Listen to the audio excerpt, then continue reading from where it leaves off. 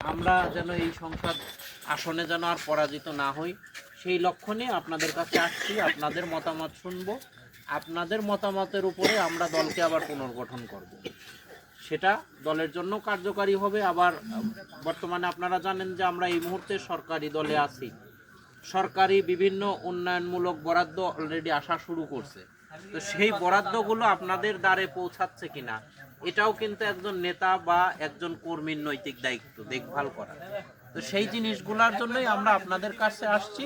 আর আপনাদের কাছে আমাদের এই মুহূর্তে একটা ছোট্ট একটা মেসেজ দেখেন, এই মুহূর্তে সাথিয়া একক আসন হয়েছে। সাথিয়া একক আসন হওয়ার কারণে আমাদেরও সুযোগ সৃষ্টি হয়েছে। আমরা সারা জীবন রাজনীতি করছি, ভোট দিছি, বেড়া আলাদের কাছে আমরা জিম্মি ছিলাম। তো এখন আমরা সাথিয়া একক আসন হওয়ার ফলে আমাদের নিজের থেকে একটু নেতৃত্বের সুযোগ আসছে।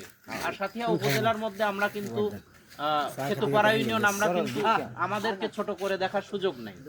আমি মনে করি যে খেতুপাড়া ইউনিয়ন আমরা আরো সাথিয়া উপজেলার মধ্যে সবার চেয়ে আগায়া। তো সেই লক্ষ্যে আমরা নিজেরা এখন চেষ্টা করব যে এখান থেকে কিভাবে নেতৃত্ব তৈরি করা যায়। সারা জীবন আমরা তাবেদারি খাটছি, আমরা এখন চেষ্টা করতেছি ভবিষ্যতে চেয়ারম্যান, ভাইস চেয়ারম্যান এবং এমপি আমাদের খেতুপাড়া থেকে তৈরি হবে। সাহস করে আগায় যেতে হবে ইনশাল্লাহ।